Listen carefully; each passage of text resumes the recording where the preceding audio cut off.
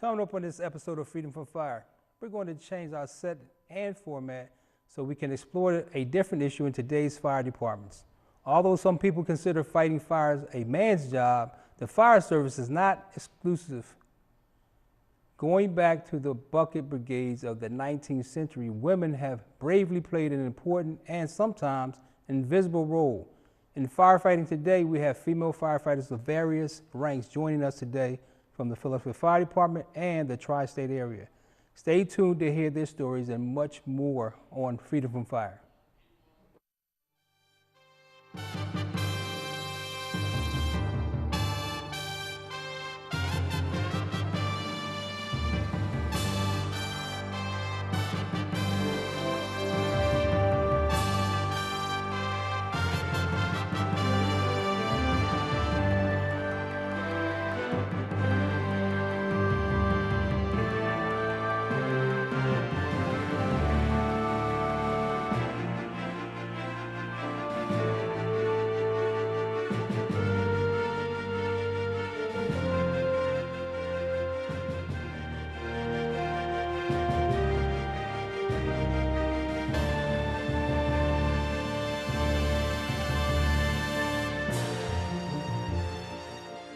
Hello, and welcome to another episode of Freedom from Fire.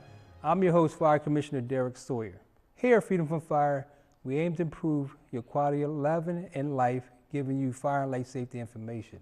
On today's show, we're going to do something different than our usual format. I'm going to lead a panel discussion on women in the fire service.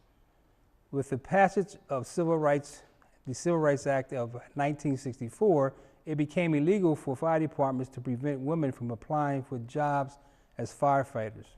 Women who came forward struggled with the ill-fitting equipment, ridicule from male colleagues, and an outcast status in the firehouse. In spite of these adverse issues, women have continued to make distinguished strides in the profession. In the first half of our show, you'll meet three female officers who will help us explore myths that rely on strict gender roles. Later in the show, we'll meet another group of female firefighters who will discuss issues related to work and life balance. To start us off with our discussion, I'd like to introduce our first guest. First, I'd like to introduce firefighter Antonia Donnelly, who is also from the Philadelphia Fire Department. How you doing, Antonia? How are you tonight, Commissioner? Great. Then we have Yaisa Gomez from Jersey City Fire Department. How are you? Great, sir. How are you? Good. Thanks for coming on the show. Thank you so much. And finally, we have Lieutenant Tara Mungeon of the Philadelphia Fire Department. How are you? Ladies, thank you for coming. Thank you for having us. We're going to start off by having each of you introduce yourself and just tell us a little bit about what made you become a firefighter. So we start off with Lieutenant Mungeon. Well, I'm Lieutenant Mungeon with the Philadelphia Fire Department, and I came on in December. It'll be 13 years. And I never planned on becoming a firefighter. What happened was I was getting laid off from a job, so I was actively searching for a job. And I came across that the fire department was hiring, and I had actually never seen a female firefighter 13 years ago. And so I started the process of becoming a firefighter, and here I am, and I've been loving it ever since. Great. So, Jaisa. Yes, sir. Tell us about your introduction into the fire service. I've been fortunate to have entered the fire department in Jersey City in June of 2013. I had wanted to be a firefighter since I was a freshman in college, Wow. 96, and I thought it was just like a pipe dream. Right. My MBA opportunity, the NFL, something like that for a guy, I thought it could never be possible. I had missed the test, and I finally applied at the age of 33. I did pretty well, and here I am. Great. So 3 years on the job. you talk about it being your dream as a freshman. So what happened during your freshman year to make you think that you wanted to be a firefighter? I actually was also a teacher assistant in a school, and had been introduced to the fire department through the fire prevention Gotcha. department. Right. Nice. They used to come to the school to do the fire drills and to do fire prevention and introduction to fire safety. And I was very fortunate to have met a gentleman who, Mr. Moody was his name. He's a captain and he just retired. And he actually was an inspiration, and he kept in touch with me throughout all those years and made sure that I finally took the test, and here I am. Great. So that's something we want to discuss later. How do we do a better job recruitment? Antonia, tell us about your introduction into the fire service. Well, I came on in 1993. I was sitting in a bank. I was in a teller window, and I was looking at the newspaper, and they had an opportunity to become a police officer. So I called up, and they said, well, that's closed. You know, they're not hiring any longer, but the fire department is. And I said, what? They have women? And here I am. Wow, that's great. Yeah, pretty much. All great stories. So, as you know, there are certain myths that people have about women in the fire service. So one of those myths is that women don't have the strength to be firefighters. So tell us your thoughts about that first myth. Anybody can step Well, up. I'll tell you this. That's right. I say that if you are really, for women, it can be a challenge. Right. But you do have to be up to take that challenge and put in 110%. You have to be physically fit. You have to stay on top of your fitness. I say even on top of your dieting. Right. So I keep a regimen of going to, to the gym. I lift weights. I do calisthenics. Mm-hmm. I eat well, and I try to get as much rest off the job so that when I have to work, Right. I'm ready to take on. And I may not be as best as the best guy, but I sure enough can keep up with the rest of the guys. Right. So we can almost lay that myth to rest, right? I definitely think you could put that one to rest. Lieutenant Mungeon, what are your thoughts on that myth? Well, of course, women, sometimes I think we can do things as well as the men, and sometimes even better. Actually, there are 2 female firefighters, and I say it affectionately. Sometimes I refer to them as being half man, half amazing, Right. because they're just that strong. Right. And one, I'm not going to say their names, one was a classmate of mine, and I had the privilege of working with her on a back step. Right. But a lot of it too is the fitness. Of course, being a woman, our bodies break down faster. So definitely, you have to have some type of fitness and dieting Right. to keep your strength up, and technique. And also up here, it's like my body doesn't dictate how I feel. I tell my body how That's it's right. going to feel. And that's very important because even with athletics, 90% of the mental, right? Yes. So if you have Yes. great athletes, they all have a physical gift, but the one that usually comes out on top is the one that have the mental endurance and strength to persevere. That's right. So what do you think about that first myth? I think I've been doing it for 23 years, and I get the job done. So, That's right? I think a lot of it comes down to technique and mentally. That's true. Just to All right, so we're going to lay that first myth to rest. So let's talk about another myth, that firefighting is kind of a dirty job and women just don't want to be doing dirty jobs. So let's talk about that a little bit. We know firefighters, you go in, you put the fire out, and you do overhaul, and you have ceilings and soot and dirt. So it is somewhat of a dirty job, right? But what do you say to that myth? I love it. Yeah. It's a crazy myth. I think, look at another profession that's really valuable. You think about doctors.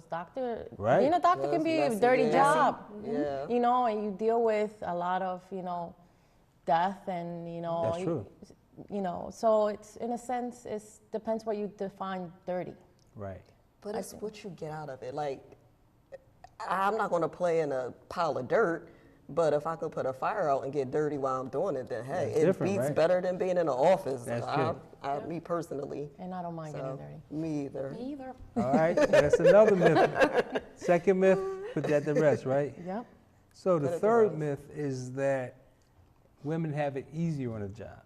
Oh, no. I don't know why they think that, but Absolutely let's not. address that myth. Now, coming on, they expect you to do, we're all one color, blue. So coming on, That's right. it's no gender, it's no race, it's all blue. So coming on, they expect you to do the same thing that the men were trained to do at the academy.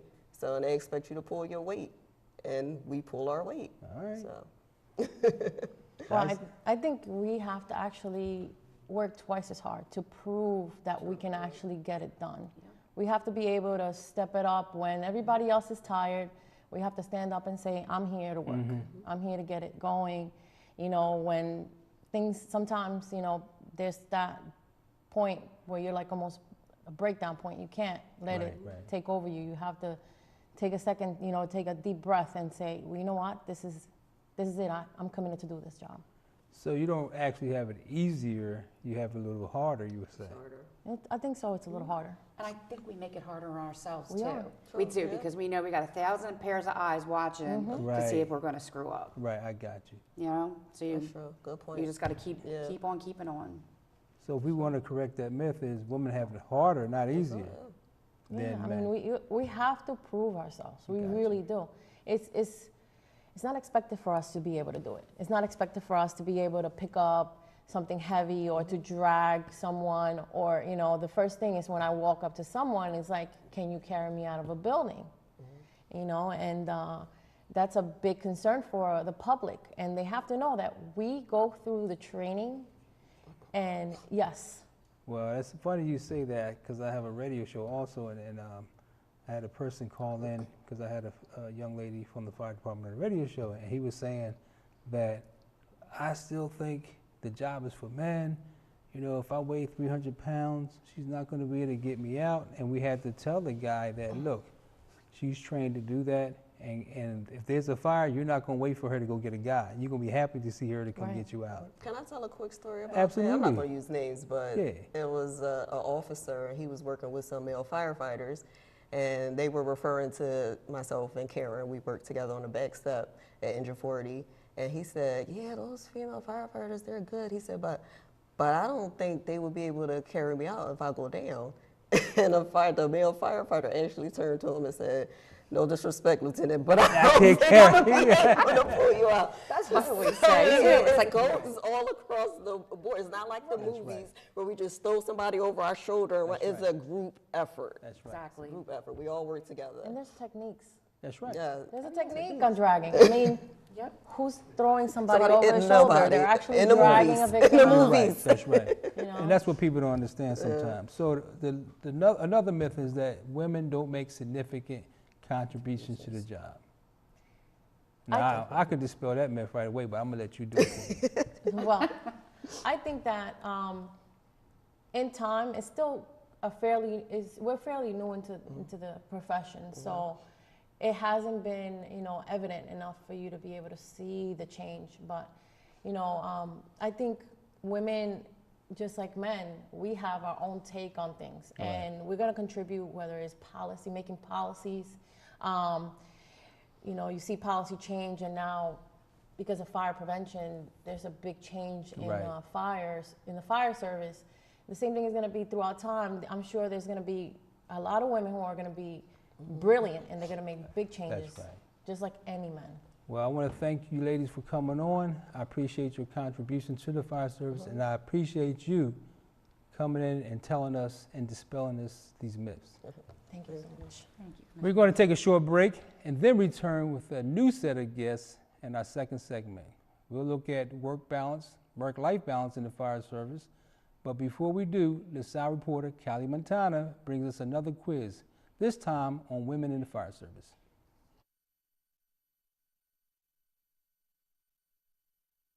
Last man on the street, and we're getting ready to test LaSalle University students about female firefighters. Let's check it out. Who was the first known female firefighter of the United States?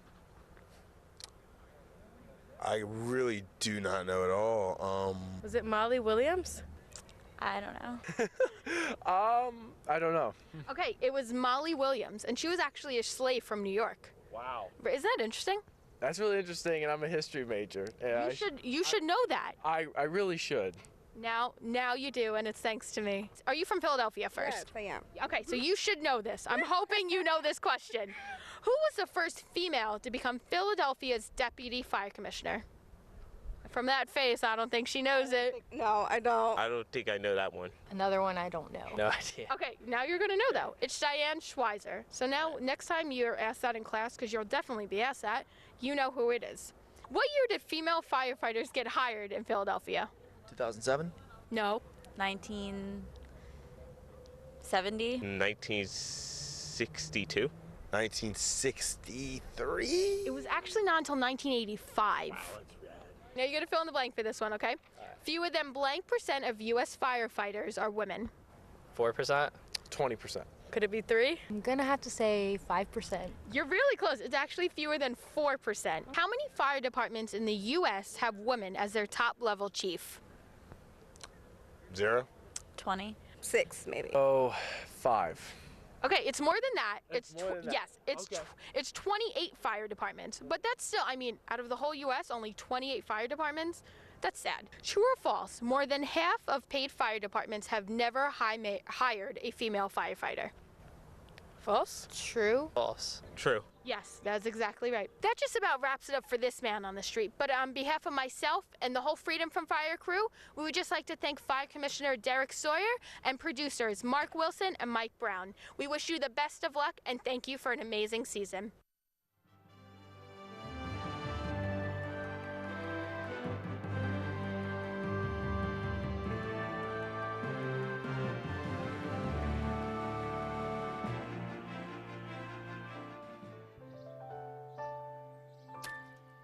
Oops.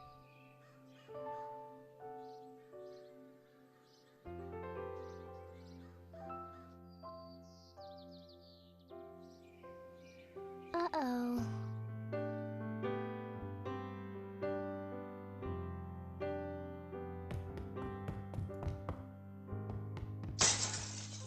Sorry.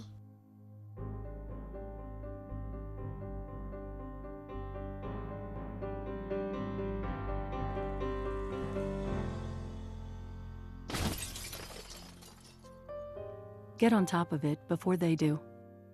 Every 24 minutes, tipped furniture or a falling TV sends an injured child to the emergency room. Preventing tip-over incidents is easy, inexpensive, and only takes 5 minutes. Learn how to secure your furniture and TVs to protect children at anchorit.gov.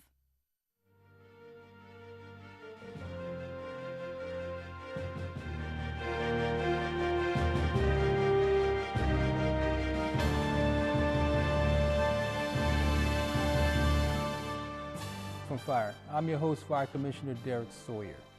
I've been talking with women in the fire service about the issues they face because of their gender. In this second half, we're going to look at an issue that affects both men and women, but may be a little different for female firefighters. We're going to look at achieving work-life balance. Achieving work-life balance can look impossible no matter how much time you spend. You can't get everything done. And research shows the happiest people are busy, but don't feel rushed. They have a sense of control in their lives. To join me in the discussion on how to balance firefighting along with home life, I'd like to introduce Captain Lisa Forrest to join us with the rest of our panel members. Antonia Donnelly and Jason Gomez from Jersey City Fire Department. And finally, we're going to ask the question, how do you think that the work-life balance impacts you as being firefighters? For me, I say to people all the time, I'm always awake, but I'm asleep at the same time. I don't know what it is a lot of times to sleep, because the job of firefighting, you always have to be ready. So that carries over into my personal life too. Really? I'm always ready, no matter what the task is. So I can say that firefighting has helped me with my personal life too. And because like I said, people are counting on you. And when people are counting on you, you have to be there for them. So in the fire service, I learned how to be there for people. But at the same time, being a mother, I learned how to also be there for my child too. You can't neglect one for the other. And it's hard. It's really hard, but it's not anything that you can't do. Jaiza, what do you think? I think the balance is, for me, I try to keep myself busy for sure. Like, that's the best way. Idle time is time where you waste and it gives way to time to think about things that are unfortunate. So I definitely think being busy as a firefighter outside of work is very important. So I balance myself with my family. I don't have any children, but I have nieces that help me balance myself. And I have, I'm very close still with my mother and my sister. So I dedicate a lot of time to my family. I also try to, I think it has given me purpose to give back to my community. So even on my free time, I'm always, I give my time to my community when there's something that is needed. Great. Antonia? I think in the early years when my kids were little, I mean, I have 3, and they were, when I came on, my son he was maybe 3 at the time. And I think it was hard. It was really difficult, especially the nights, to be away like that. Right. So I think that in a way, like it took a little bit away from my family where I was so focused on my career that sometimes my family life suffered a little bit because of that. Exactly. But, so do you separate your work life from your family life? My work life from the family, I don't Are think. they separate or are they intertwined? I think they're intertwined. Okay. Because my kids have always known what I do. Right. Actually there was a job on our street one night, and I came out, and it was like, for them, it was like, they always knew what I did. But they got a chance to see it. But they actually got a chance, coming out with smoke coming off you, and they're like, I think they're proud of me, but I think that in some ways, I missed out on a lot of things that, that you have to, I mean, if this is the job for you, there's going to be sacrifices. That's true. And it means missing birthdays or Christmas or, you have to make those things up. Holidays.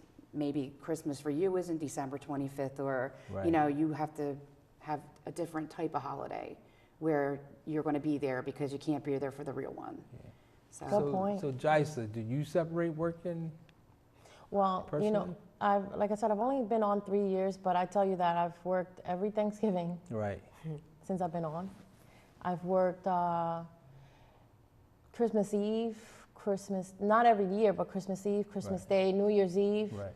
So definitely it does affect your personal life, and when everyone else is celebrating, you're at the fire service making sure that your community is safe. Right. But I guess to me, then you're spending that time with your second family. Yes. So it's a give and take. I'm fortunate. I feel like the guys that I work with are my second family. So do you separate it then? I mean, it's a different kind of family, so it is separate. All right. It is separate.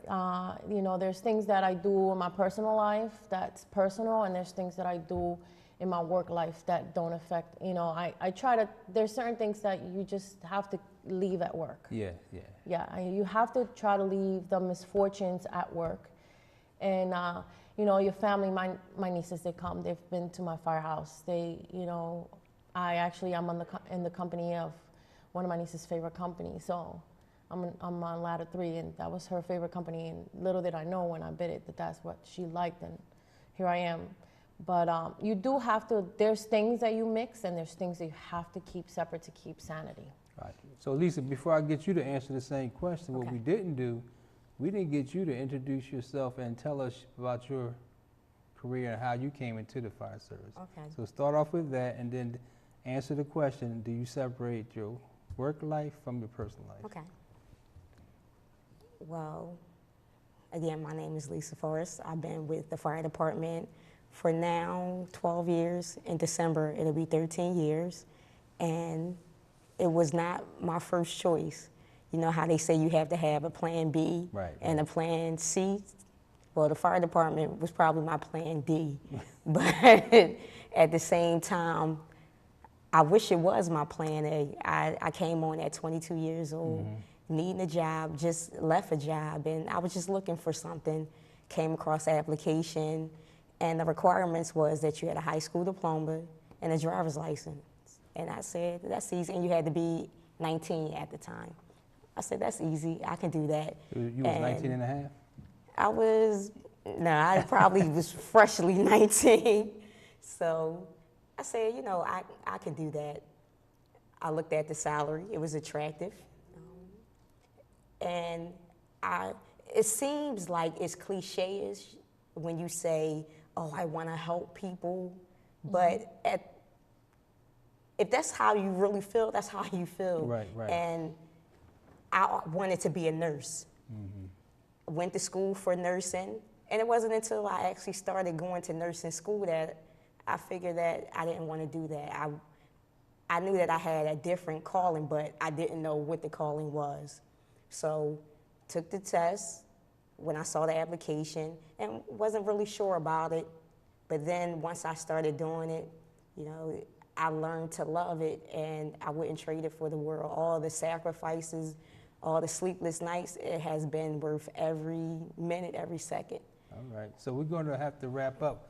So this is real quick, I want each of you to tell us, what advice would you give a woman or another female that's about to join the fire service? What's the one thing you would tell them to help them be successful in joining the fire service? The one thing I would tell you is to stay focused. A lot of times we do have different things going on in our lives that will take us away from our focus. But when I was focused on a job, I was able to complete the job. When I wavered away from being focused, that's when things started going chaotic. Okay. But every time I focused on the task at hand, I was able to accomplish what may seem like it was not possible. Great. The So Jai, impossible. what would be the one piece of advice you would give? I would tell a young lady to be yourself. You know, coming on the service, be one of the guys. You know, it's hard for them to also understand that now something that was a man's job is a girl sitting right next to you. So if they're gonna tell you don't have to prove yourself, but You do. work hard. Right. Show them that you can do it. Show them that they can depend on you, that you can take care of them like they can take care of you. Great. Antonia. Believe in yourself, work hard, you'll go far. All right. So I want to thank you again for coming on and sharing your thoughts. I'm quite sure your information and sharing of the information is going to help some young lady realize that this is a great career and she can be successful in the career of a fire service. Every show I have my guests do one thing for me before we leave, and that is take the fire safety pledge. So can I get each of you to take the pledge with me? Absolutely. All right, raise that right hand. You ready? Yes. All right. I love my family, and I'm responsible for their safety. Therefore, I pledge the following. I pledge to have at least one working smoke alarm on each level of my home. I pledge to test my alarms as recommended and replace my alarms with new lithium battery-powered alarms when needed. I pledge that every family member will sleep with their bedroom door closed. I pledge to develop and practice a home escape plan. I pledge that if I cannot afford smoke alarms, I will call the city's non-emergency number 311 or visit www.federal.gov/311. All of this I do solemnly pledge. I urge all of you at home to take the fire safety pledge along with your family. If you haven't already done so, go to freedomfromfire.com to review our fire safety checklist and prepare a home escape plan. Remember, if you'd like to find out more about LaSalle TV, you can check out our social media sites. And if you're interested in learning about the Philadelphia Fire Department, visit our Facebook, Twitter, and web pages. I would like to once again thank our firefighters and officers for joining us today. I also would like to thank you for tuning in and watching. So remember, fire is everyone's fight. Stay safe and remain free from fire.